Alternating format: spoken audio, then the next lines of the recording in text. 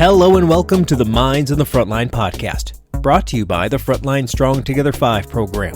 FST5 provides streamlined access to behavioral and mental health services, as well as crisis resources for Michigan's Frontline 5 workers and their families.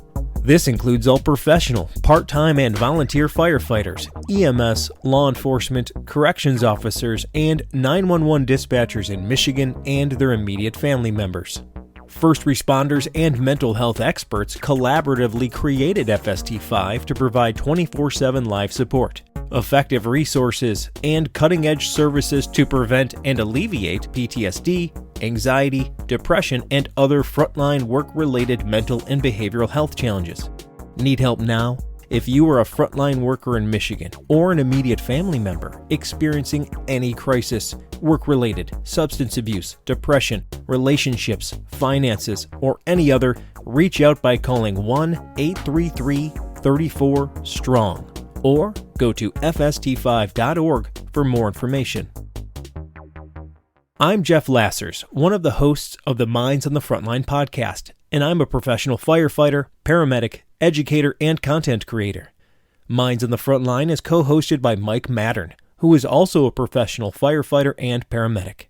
In addition, Mike is a peer support team member for his fire department and the Frontline Strong Together 5 program, a board member of the Michigan Crisis Response Association, and the former chair of the Michigan Professional Firefighters Union Behavioral Health Committee.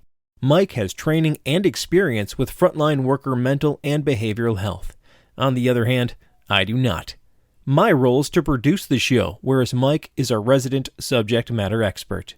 Together, we hope to inform, educate, and entertain frontline workers, their families, and the public regarding the realities of frontline work-related mental and behavioral health challenges. In today's episode, we are honored to host Brett Key, the co-founder and executive director of Warriors Rest Foundation. Warriors Rest was founded to deliver vital mental and emotional support to frontline workers across Oklahoma and the surrounding states. With peer-driven, culturally sensitive support, and rigorously developed training, the foundation empowers first responders to confront the distinct pressures of their roles.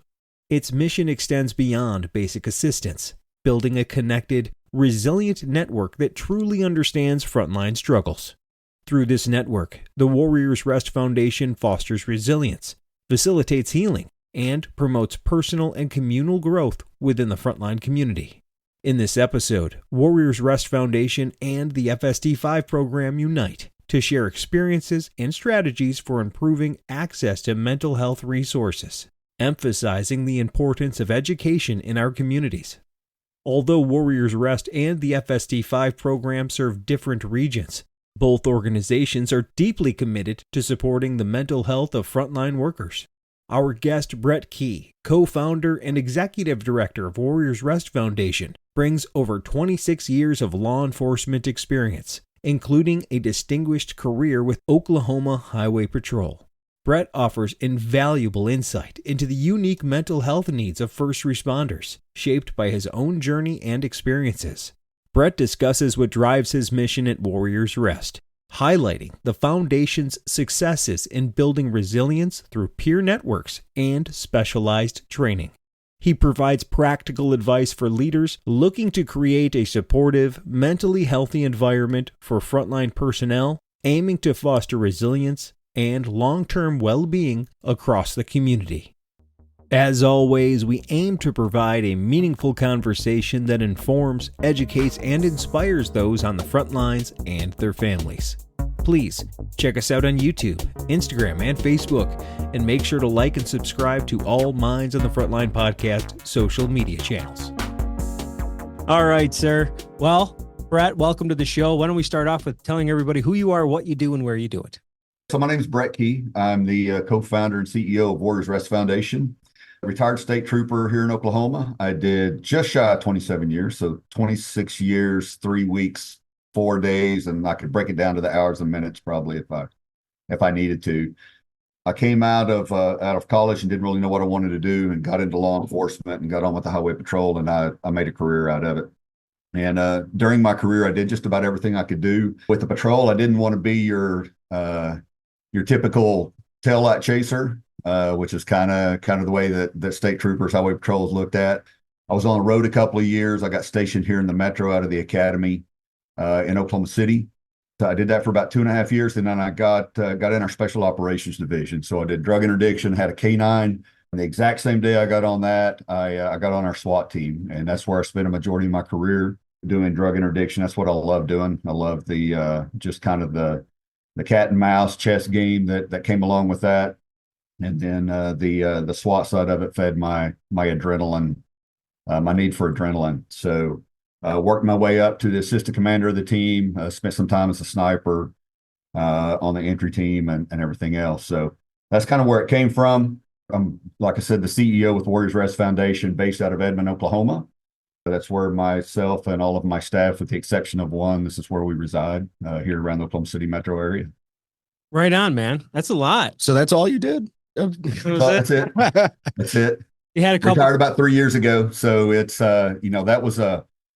that's a pretty big change. I went directly from being a state trooper to this line of work. I was doing it before, but there wasn't a break in there. Which anybody that's retiring before you go into something else, I'll throw my 2 cents in there. Take a short break, kind of catch your breath. But that's a big deal. But yeah, I was really blessed with my career. It was good to me. It was good to my family.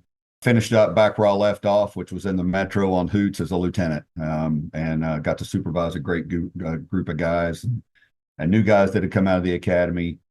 And yeah, it was a good career. That's awesome. That's good for you. So there's a big spectrum when it comes to law enforcement, right? And you're part of the highway patrol officers, which is different from sheriffs, which is different than let's say, city police or township police or law authority, right? So help everybody understand the challenges that law enforcement officers compare to all the other FST5, but also that spectrum of how's that different for highway patrol officers? Sure. So, it's one of those that I didn't, like I said, none of my family had a background as a first responder in law enforcement.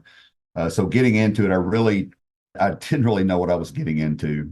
The way I got into it, I was working at a Sam's Wholesale, and I chased a guy down that was stealing cigarettes and tackled him in the parking lot. And I was like, man, that's pretty freaking cool. So why not make a career out of catching bad guys?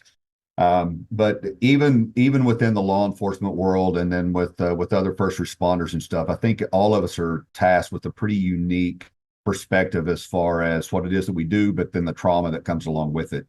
And I think for the law enforcement side of it specifically, I think that we talk about hypervigilance quite a bit, and kind of what that does to us and how our body reacts to it. And I think that's the one thing with the law enforcement that sets us apart from the others is that hypervigilance is something that we stay under, that is constant from really the time we put the uniform on until we get home. And for a lot of us, even on our days off and stuff, we stay there because most cops work part-time jobs and they're carrying a gun. And so they don't ever really come off that hypervigilance, which can be exhausting, right? But there's a threat that comes along with being a police officer on every interaction that you have, that I think that most other first responders don't necessarily come along with their job. It does, like with the firefighting, if you're actually fighting a fire, then there's a threat. But just, driving down the road, every time we initiate a traffic stop, every time we have contact with somebody, there's that threat of what are their intentions? Are they good guys or bad guys? And the bad part about that is, and I think that when it starts bleeding over into your personal life, I think is where we run into a lot of our problems and I did this, is I started looking at everybody as the bad guy because I couldn't come off of that hypervigilance. I think with law enforcement, I think that's pretty unique. I think Department of Corrections, I think corrections officers and jailers, I think they kind of fall into that same category. I think that is the one thing that ties those two together, is that you always kind of feel like whether it's the truth or whether it's perceptual, you always have to kind of be on your toes because there's always a threat out there, where I don't feel like that, there's a lot of that comes along with the other first responders and what it is that they do. One of my favorite movies is Terminator. Remember Yeah. when Arnold's walking around and you see like the digitized assessment constantly Yeah. going on?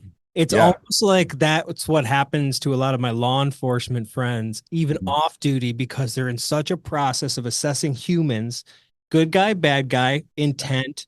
And even if they're doing nothing, you're still assessing the situation, which Yeah. means you're processing things and not letting other things happen. Absolutely. I mean, Yeah.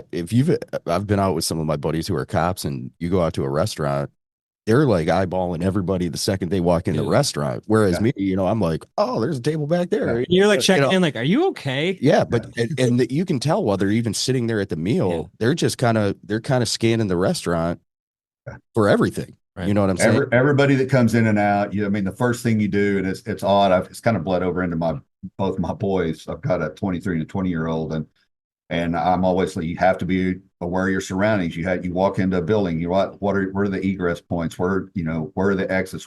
All of that stuff. And it's the bad part about that's a hard way to live. And especially if you get to a point where you can't differentiate between when you're on duty and you're off duty.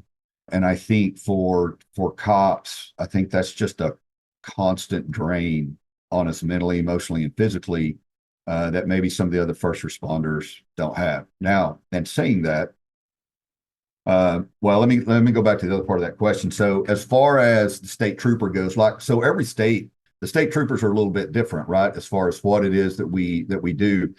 Here in Oklahoma, one of the things that's a little bit different in the city areas, in the metro areas, we operate kind of the same as our local law enforcement does. Now, we don't follow the same city statutes and stuff like that. We don't necessarily assist. I'll use Oklahoma City for an example. If they get in a pursuit, we'd always go in and get involved in their pursuits and stuff like that, which sometimes would piss them off, but that's all right. That's what we were good at. We were good at chasing people.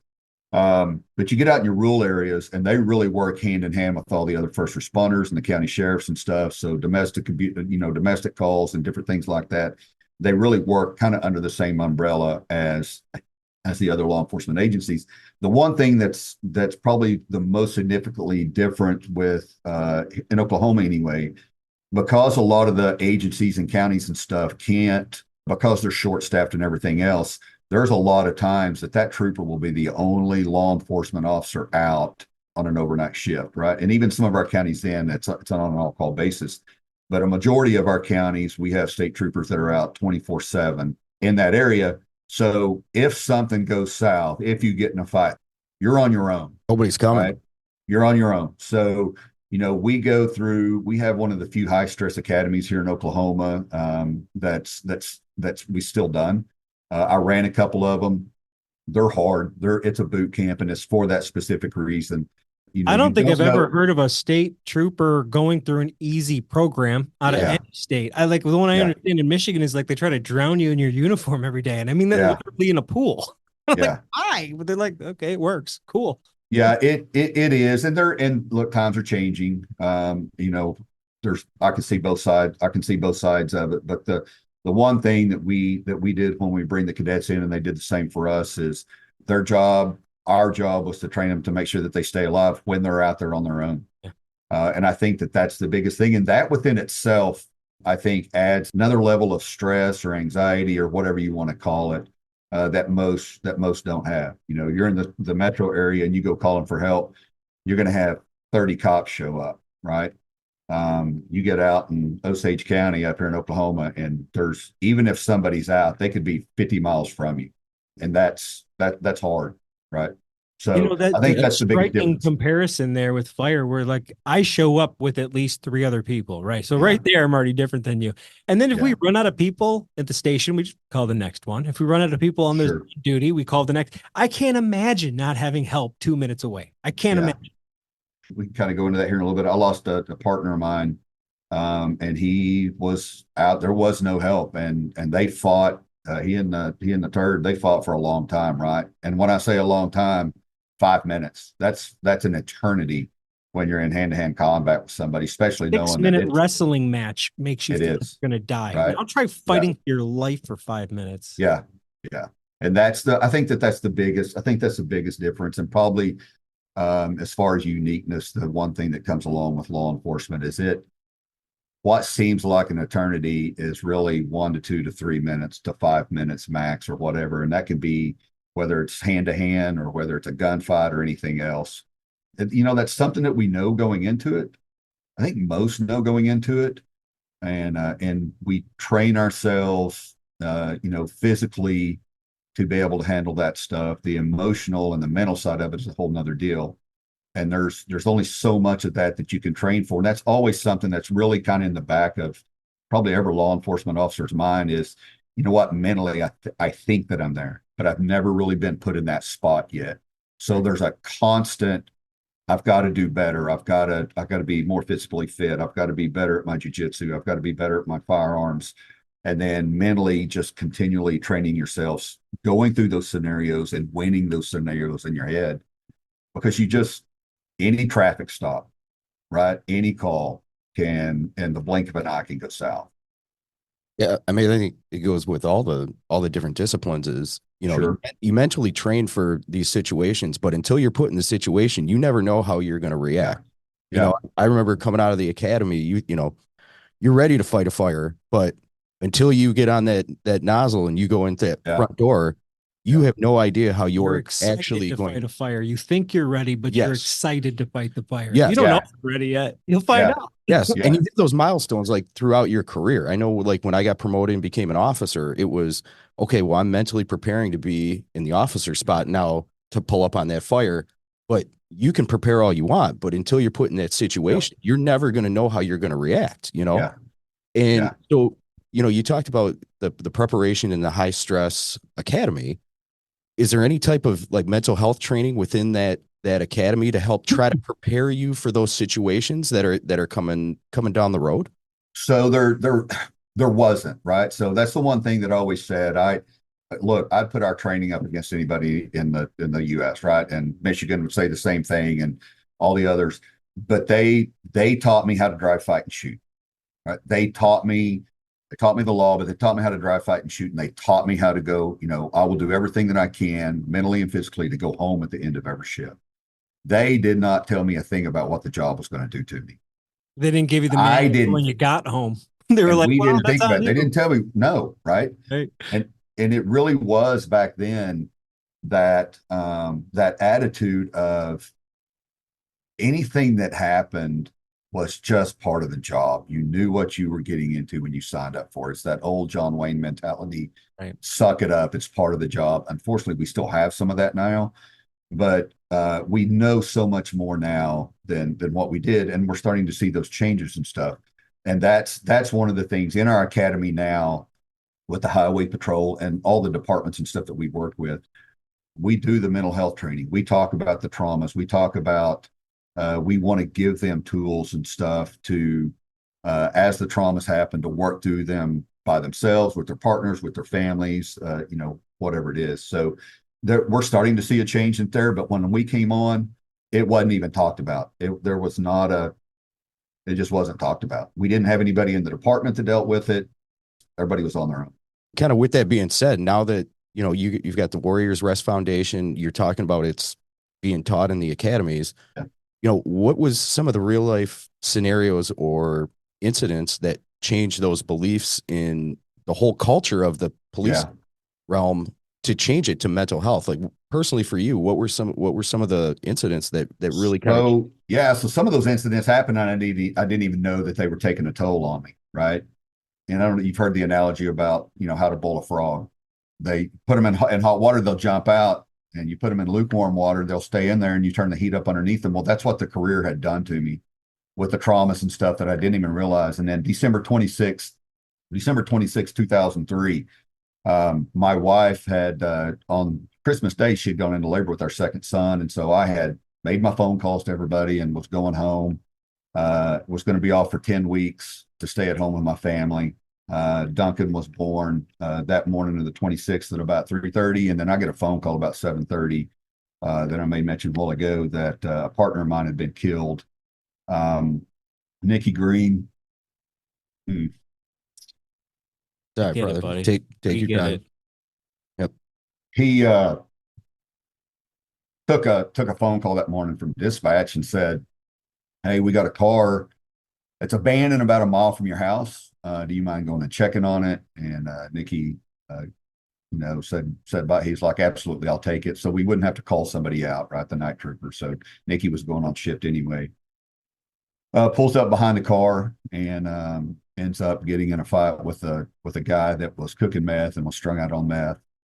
They fought, and he got his gun from him and killed him with it.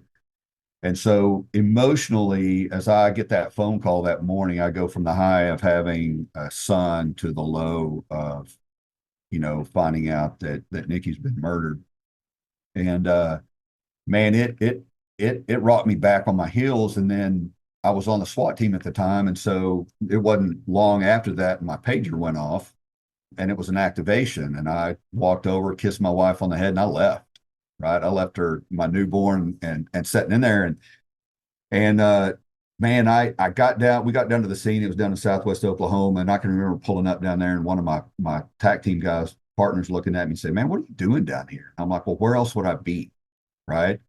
And so that sent me into a pretty dark place. I did not handle that well. I didn't know what to do. And my comfort level at that time, I mean, my marriage was not in a good place, which I didn't even realize, because I had moved into a place where I'd started letting the job define who I was, because that's where I was most comfortable, right? And that's where I felt like I had the most control, when I really didn't. And so that's where I ended up back, and I got sideways one night, and I did some pretty stupid stuff. I had a partner get a hold of me and say, "Hey, dude, you're done." And so that's when I got introduced to a little lady named Dr. Kathy Thomas. She's a clinician up in Stillwater, Oklahoma. I went and had my first session with a psychologist.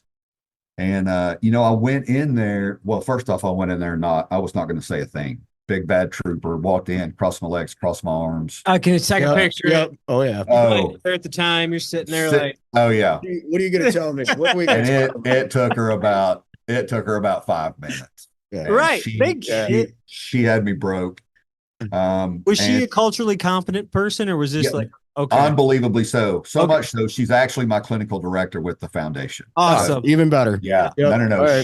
She is, and she's got her story of her own. And I'll go into that here in just a little bit. But Kathy, very culturally competent, understands it. And the crazy part about it is I went in knowing that, we're really kind of thinking that Nikki getting killed was what had kind of messed me up. But it wasn't just that. It was, even at that time, was a pretty short career. It was the cumulative stress and trauma that had come along with it, right?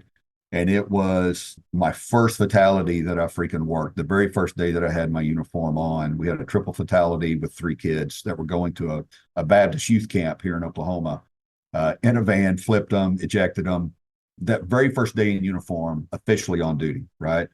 Death notifications that came along with that. We talked about death notifications in the academy, but until you have to knock on a door and look a parent in the eye, right? Oh my God. So it was the May, we talked off air a while ago, a little bit about the tornadoes and stuff. May 3rd tornado that came through Moore. I sat and watched it, came within about a quarter of a mile of it. And I sat and watched it we watched it take people's lives. People had gone up under the bridge embankment, and it was just sucking them out. And so it was just the cumulative stuff that at that time I was told, "Hey, it's just part of the job. Just suck it up. It's part of the job. It's part of the job," right? I wasn't a heavy drinker, but a lot were like, "Hey, just drink it off," right? Go home, grab you a 6-pack. So that's really when I started seeing, and after meeting with Kathy, that I was like, you know what? I'm not okay. And I accepted it pretty early, right? Where some would say, "Hey, it's a sign of weakness," or anything else. There was such a relief sitting and talking with her that first time that I'm like, okay, I don't have to live like this. So I gravitated towards it and accepted it pretty often. Now, that's not to say that I haven't backslid a dozen times since then. Yeah. Because I fall into the same trap of loving what I do and thinking that I've got to be all in to do it. But that's really kind of where it hit me personally. Our department as a whole, fast forward just a little bit, and really Kathy was a pretty moving force on that, Dr. Thomas, on understanding that our department as a whole was not in a good place either. So she really started inserting herself within our department. And just with the relationship that I built with her, became a part of that. But we had a chief that had gone to a conference somewhere, and they were starting to really kind of talk about peer support teams. And he bought off on it and came back to the department and said, we're building this. At that time, we had one guy that covered the entire state. And he there's a whole nother story behind that. He actually had a heart attack going from one call to the other, made that second call, and then took himself to the hospital and found out he had had a heart attack, right? So that our department really decided, okay, so we need to put a team together. And I was fortunate enough to get asked to be a part of that initial team as a peer. And that's kind of where it took off, and where, as I got towards the end of my career, I saw that because of kind of what I had done, a lot of guys would come to me and say, hey, I'm not in a good place, or hey, do you mind helping me walk through this or this and that? So I found that I kind of had a niche for it.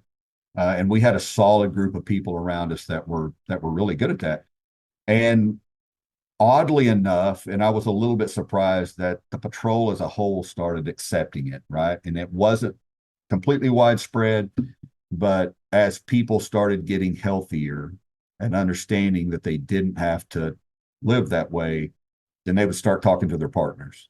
And I think that was really the big catalyst as far as what we were doing within the patrol. But from that came, and I want to kind of go into where Warriors Rest came from. We started it back in 2018 for a nonprofit foundation, like I said, based out of Edmond, Oklahoma here. I've got 7 full-time employees that work for me, and everybody in this office has been there. Every one of them has a story. Everybody that works full-time here is retired, and that's from whether it's carrying a gun, dragging a hose. We've got the gamut covered. But we've all been there and done that. My clinician, like I said a while ago, Dr. Kathy Thomas is my clinical director. She actually got into this line of work as she was finishing up school, and she got assigned to the death notification team at the Murrah bombing that happened here. And she was watching first responders and what they were having to do and the effect that trauma and that event had on them. And she's like, that's who I want to help. Right? That was a big event. And you said specifically for those outside of Oklahoma, that's the Oklahoma City bombing. That Oklahoma City bombing. Very significant. And that was her first assignment. That was her. Yes, her and the other group of clinicians got assigned to that notification. The death. Think about that. Before 9/11. Yeah. Right. Way before. Yeah. This was really big deal. So I can't just the cultural magnitude. Yep. And you're leaving school and you're being assigned to this. That's a huge jump. But remember when we talked to Gonzo down in he's down in Florida. He's a battalion chief. Yep. But the high-rise building that collapsed down there, he was actually their USAR. But the difference was, he said that nowadays these deployments now have mental health professionals that go out to these deployments for the teams. Yes. And to see like where the Oklahoma City bombing was, where nobody thought about it, you know what I'm saying? To where we are now, that's huge. Yeah. Oh, it's awesome to see. Yeah, it's night and day. They had, as you came off scene had just gone on with what we call our Capitol Patrol, which is it's a branch of the Highway Patrol, Department of Public Safety. But I was on end when the Murrah bombing happened, and minutes after it happened, I can remember seeing that and just going, what in the world? And they were doing kind of out briefings as teams would come off, but there really it wasn't what it is today. Yeah, and they didn't know what to do. They let them off the hook a little bit. What standards were even there? Like, they earnestly probably tried. Yeah. Well, the culture wasn't there either. Right, you couldn't Google it. Google wasn't a thing. It wasn't. The culture wasn't there to ask for it or demand it or want it or whatever it may be too. Or at the time, they were still really all these things to keep these troopers alive for so long. Took a lot of time to develop these concepts and to put them in practice. And now the bandwidth is in existence with data to show how we can smooth out their transition between normal life and work life, right? Yeah. But please continue. Yeah, so that's where Kathy got. So to say she's culturally competent, she's been doing this a long time with first responders. That's awesome. Yeah. So that's kind of and then I've got Jill Newman, who is a LPC. She's a counselor. she's dealt with first responders for a long time also. But that's kind of our staff. But where we came from, like I said, we started back in 2018. But one of the things, as we built our Highway Patrol peer team, we had the blessing of having two people involved. One was Dr. Kathy Thomas. The other was Gary Berryhill. And so Gary Berryhill actually works in the office. He's retired U.S. Marshal, and he oversaw the U.S. Marshal CERT team, their critical incident response team, or their peer team, right? He was stationed in Oklahoma. So as we built our team, they were both very integral in that process. So as we built it, one of the things that they were both heavily involved in was National Police Week with cops, concerns of police survivors, right? In fact, my team just came back from that on Saturday. They've been up there for the last week. But the U.S. Marshal Service, they provided peer support for that event. So for all of the coworkers and family members of those officers that have been killed in the line of duty during that week, they have peer support for them. They have continuing education classes and stuff. So because of our relationship with Kathy and Gary, we got to be a part of National Police Week to be a peer up there. And so we started going up there on our own dime. And one of the things my partner, he's gone a different direction now, he's not with the foundation anymore, but he's gone a different direction. But one of the things that we started seeing was that there are so many people out there that didn't know what a peer was. They didn't have access to a peer team. They didn't know how to build a peer team. And it's just like, okay, so we, at that point, we're like, you know what, we're really kind of crazy enough. The Highway Patrol is kind of we're kind of in front of the 8 ball here, which is we're never in front of the 8 ball on anything with the Highway Patrol. But for that thing we were. And so we're like, okay, so how do we get this? How do we get this out to them? How do we start getting these departments, at that time, just law enforcement, how do we start getting information and training and stuff out to these individuals so that they can work through their trauma so they don't end up the same place that we do? How can we get continuing education so that they can put stuff in their tool chest when these big events and stuff happen? And that's kind of where Warriors Rest came from.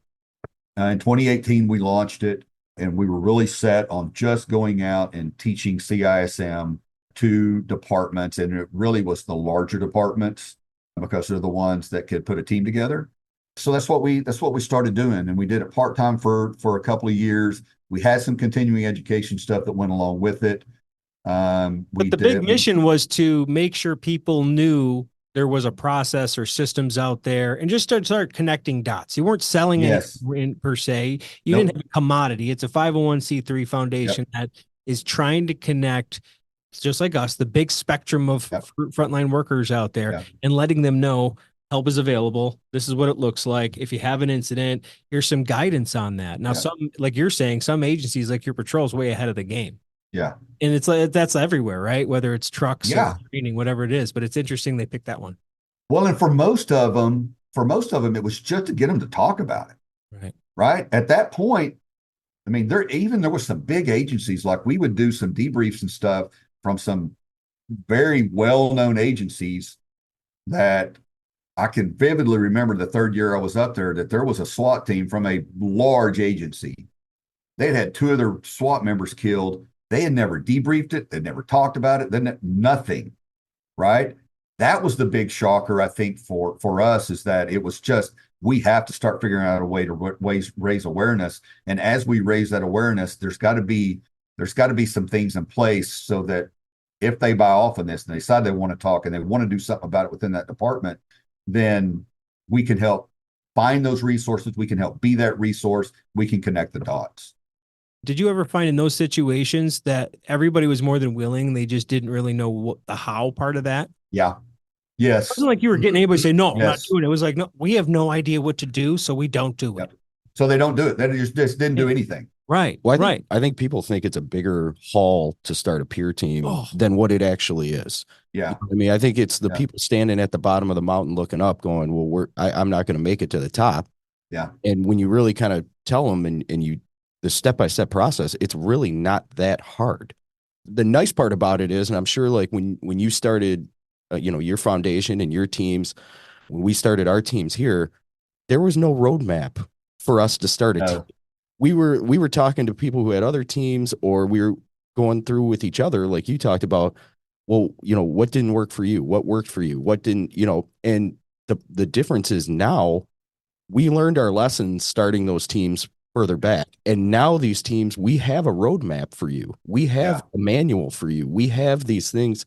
And that's the biggest thing when we go out and talk to new places, and I'm sure it's the same with you guys that want to start a team. They get kind of overwhelmed at first because they're like, well, where do I start? I don't even know step one. Yeah. And really, that's the thing is it's not that hard to get these teams started, but everybody just doesn't know where that starting point is. That's right. No, that's it. That is, and for most, that is the biggest hurdle around that. And then the other part of that is, so let me back up. So once we kind of got this thing going, we knew it going into it, but our wheelhouse was law enforcement, right? So that was the lane that we stayed in. But it wasn't too long that we started, especially in Oklahoma, because the majority of Oklahoma is rural, right? So there's people that wanted training, they wanted to build a peer team, but they didn't. I mean, they've got a department of 15 people, right, or whatever it is, and that's probably a large agency considered in Oklahoma if you look at the map as a whole. Well, you get to rural areas, that is it's pretty average. And it is, right? And so then we start realizing, well, okay, so we can't just limit this to, we're gonna have to spread our wings here. We can't just limit this to the law enforcement side of it. So we started bringing in all the first responders, started working with the fire departments, the volunteer fire departments, EMS, corrections, jailers and communications officers and stuff like that. Some that are forgotten that aren't necessarily looked at as first responders, but the trauma is the same, right? It's just a different viewpoint of the same traumas. So the foundation as a whole, we went full time in 2022, and man, we haven't looked back. It's snowballed. And I do think that the big part of that is because there's just been, and we're not there yet, but we've seen the culture shift to where it is okay not to be okay. It is okay to talk and understand that we've got to work through this stuff. We can't let that bucket get full, because at the end of the day, it's going to catch up with us somewhere, man. Right? You're not getting away from it. No, we're not getting away from it. And I think that the tough part is a lot of people don't realize is, if you're holding that bucket and you dump a whole bunch of water at once, you're going to realize that bucket's full and you can't carry it. Yeah. You talked about it. It's the cumulative. It's the drip. Yeah. It's the constant drip that goes in that bucket. And before you know it, you look down and that thing's overflowing, but you don't realize it got that heavy. Yeah. And it's nice to see, like you talked about, the culture shift that's going on. I know, Jeff and I have talked about it at work. People at work will talk about their therapy sessions now. Yeah. Like they're nothing, or they'll go, hey, you got a good therapist. Why don't you, why don't we get you with that therapist? And, and I think that's a huge thing that you talked about is we are starting to see that culture shift move more towards pro mental health. Want to pick your brain on it too, because kind of what we're seeing here is with our older responders or retired responders, it's all reactionary. They never had this stuff prior to going into their careers. So we're doing a lot of reactionary where we're dealing with a lot of stuff that accumulated. The nice part about it is starting with the newer recruits and trying to do things early on. I think by the time they make it to that status, that's where the whole culture change is going to go. That career generation that we're starting right now, that's where it's going to be shifted completely. We're seeing the exact same thing. And I do think that it's everything we do, right? Regardless of what the role is as a first responder, we're reactionary in nature. And so for us having to move out of that mindset to understand that we've got to be proactive with this, there's still going to be stuff we're going to react to, but to be proactive for it. And that's where, as we're going out and we're talking with these individuals on building these peer teams and stuff, that's what we want to portray to them. Like we're going to teach you how to be reactive to certain things, but we also want you guys to start training yourself to be proactive. We want to do the continuing education. We want to get into the academies, the fire academies, police academies, whatever it is, and start giving them these tools and opening their eyes and stuff early on in their career. And it's not just them, it's even the families, right? It's the spouses, significant others, and that, because that's what happens to us, is that trauma and stuff builds up as we become recluses and we isolate ourselves, and there's no communication. And there's no communication between us and our kids, or us and our spouses, us and our partners, or whatever it is.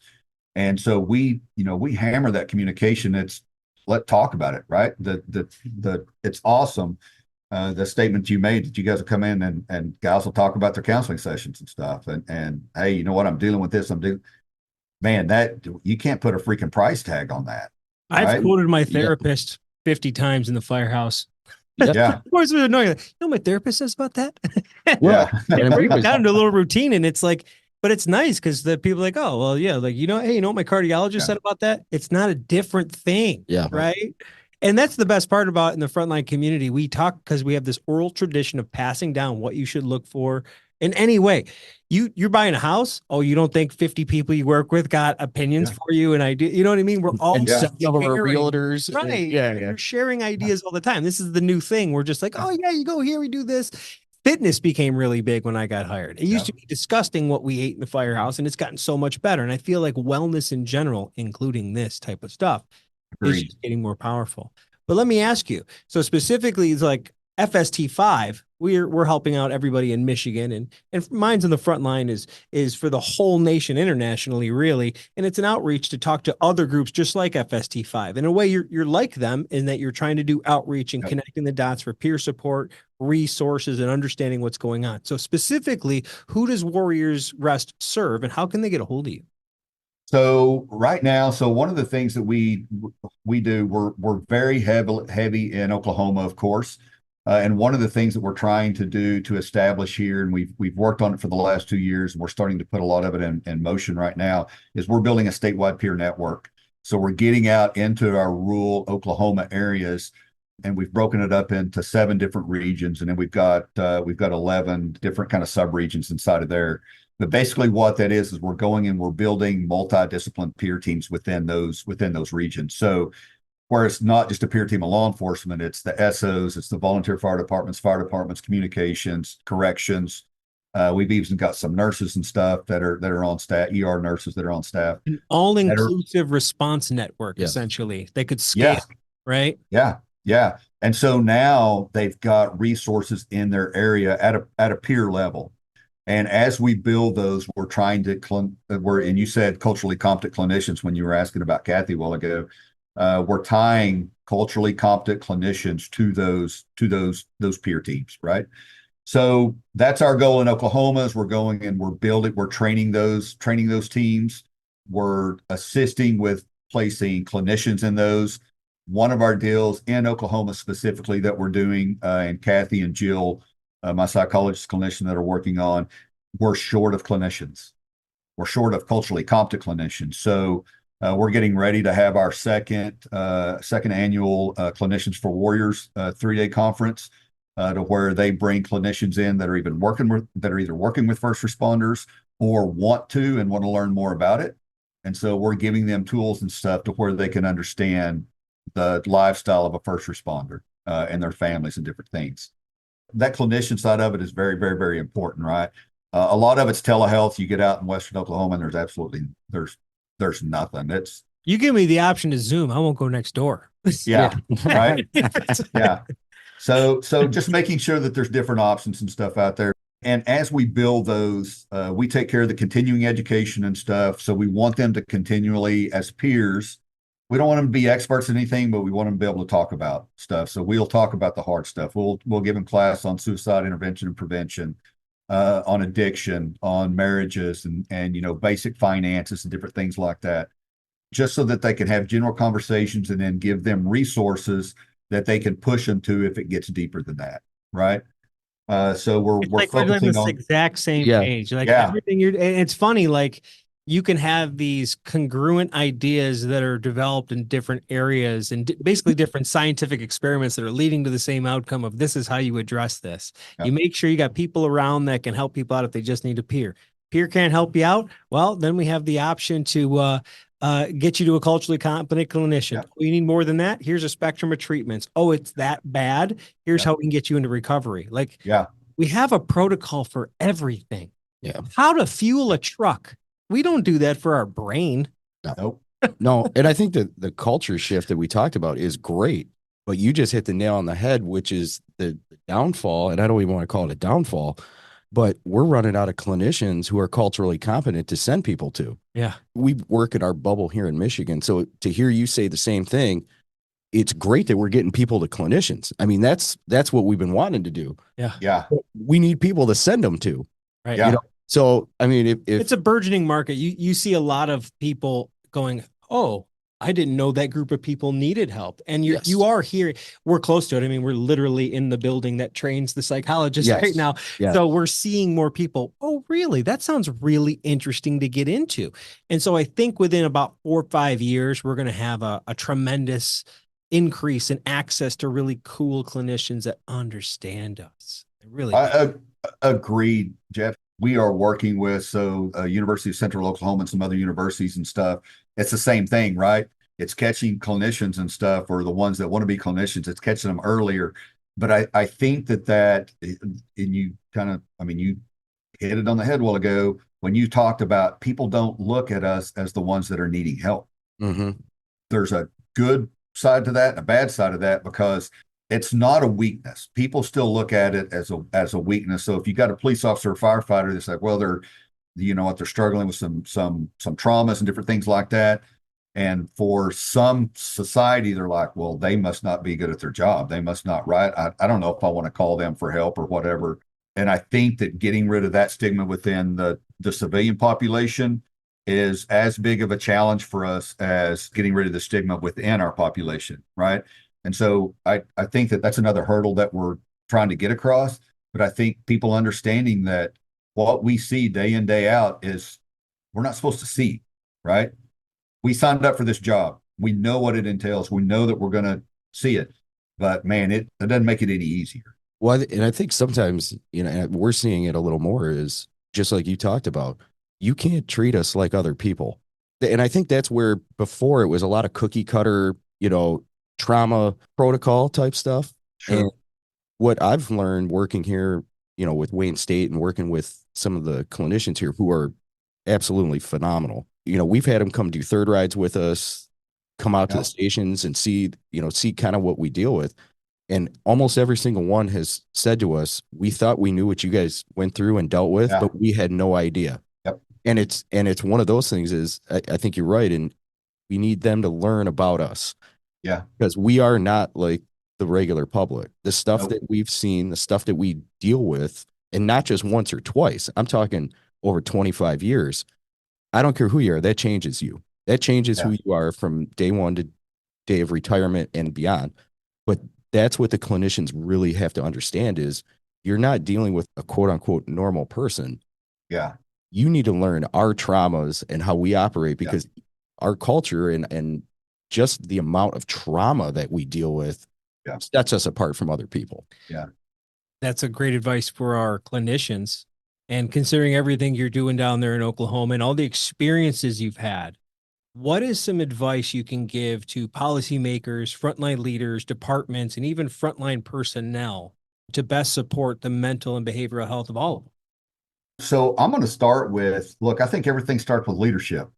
And I do think, and I say the leadership instead of the management side of it, because I think that if you want to be successful and you want to take care of your men and women, then you got to be a leader, which means that you've got to not just buy into the program, you got to be a participant in the program.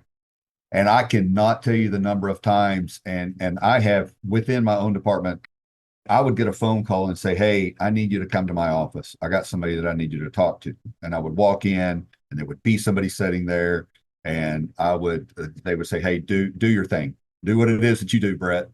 And we'd take care of that. The next day, I would go back in and sit in that same office and look across the desk and say, so, how are you doing? And wanted nothing to do with it. And he was a leader, right? He wasn't just a manager. He was a leader. But I think in so many of our departments, whether it be law enforcement, correction, any of them, firefighting, that we have people in those leadership positions that are in dire need of help and won't reach out to get it because of the stigma that's still attached to it, right? And I think that's where it needs to start. We want to see the tide turn 10 times quicker than what it's turning right now. Is we have those men and women that are up there in those positions that are willing to say, hey, you know what? I'm not in a good place either. And vulnerability is the humility and seeing a human behind it, right? Yeah. Yeah. And when you show me you're just a human, it ain't gonna make me not follow. It's gonna make me want to follow you into hell and carry gas cans. Like, let's go. 100%, right? So that not just only affects just the mental health, but that affects morale and everything else within the department. So if I could shake my magic crystal ball there and say, hey, here's the one thing that I would want to happen, that's what it would be, is for the leadership. Now, the manager's side of it, that's a whole nother story, and I don't know that we've got enough time for me to dive into that. We'll all need a session after if we do. Yeah. Part 2. That'll be the censored version. Yeah. But the other side, so that's the trickle down effect on that, right? And so as we get down to those frontline men and women, I think it's just the understanding that there's resources and stuff out there, and it's not just I want them to understand, and this is where I think that the true tragedy is, right? I think we can be good at our jobs, but at the end of the day, it's just a job, right? There it is. It's just a job. And for our men and women to understand that, okay, we want you mentally healthy for work, yes, but I want you mentally and healthy for your spouse. It will make you better at the job that you think that if you walk away for 10 minutes. No, it's you getting the break allows your brain to get better at that when you come back to it. Yeah. It does. Yeah. And it's to be a better husband, to be a better wife, to be a better dad. Yeah, the calls don't bother me when I have a good balance at home. When I'm like going home, I got a 3 and a 5-year-old, so fun is the name of the game every day, right? And so we play, we do our thing, and then all of a sudden, I'm like, I could care less about work, So that's really good advice. I totally agree with you that if we get all leaders just to display that humility and just show that, you're humans too, and you need the help, and it's a we, not me situation. I think it goes a long way to show people the way to address their own health on the spectrum of things. Sure. So how do people get a hold of your foundation if they want to find more information? So you can go to our website. So it's warriorsrestfoundation.org. Yes, it's a long website, but yeah, we have all of our information on there and kind of what it is that we do. We have our classes and stuff listed. We're not just here in Oklahoma. We do a ton of stuff up in Missouri on a national level also. So whether it be just some continuing education classes or peer team building classes, we offer those and work with multiple different agencies across the U.S. Also on there's a couple of events and stuff that we host. So we host what we call a post-critical incident seminar, which is a 3-day event. It's free to first responders and their significant others and spouses. And anybody from across the United States is welcome to those. There's a lot of them done throughout the United States that we work with, different groups. But we've had a lot of success with those. So there's registration and stuff online for those. And then on social media, we're on all the different social media platforms. I'm not a social media guy. I've got somebody that handles that. But yeah, you just don't handle it. I just don't handle it. Yeah.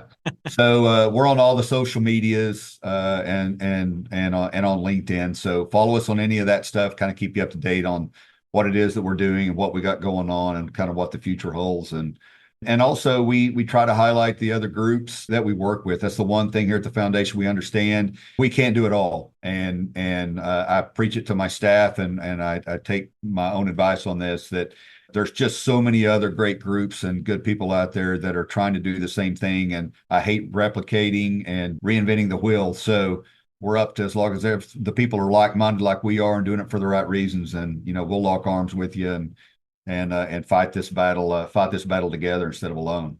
Absolutely. And I think that, especially with me and Mike here, he's going to be helping you with some information of stuff that we have. And that's kind of how we hooked up on this, is like, hey, we're doing similar things in different areas. Let's try to help each other, because at the end of the day, if I can give you something, you win. That means I win, because the whole reason we're doing this is to help.